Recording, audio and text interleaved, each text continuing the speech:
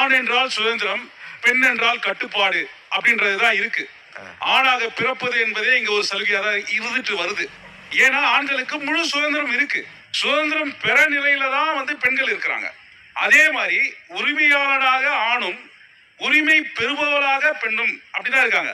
இந்த உரிமை அடைஞ்சிட்டோம், நாங்க கல்வி பெற்றுட்டோம், வேலைக்கு போறோம், அப்புறம் எங்க குடும்பத்துல இந்த மாதிரியான சொத்து கொடுக்கறாங்க, அப்புறம் நாங்க சுதந்திரமா செயல்பட முடியுது அப்படின்றது எந்த அளவுல நடக்குது?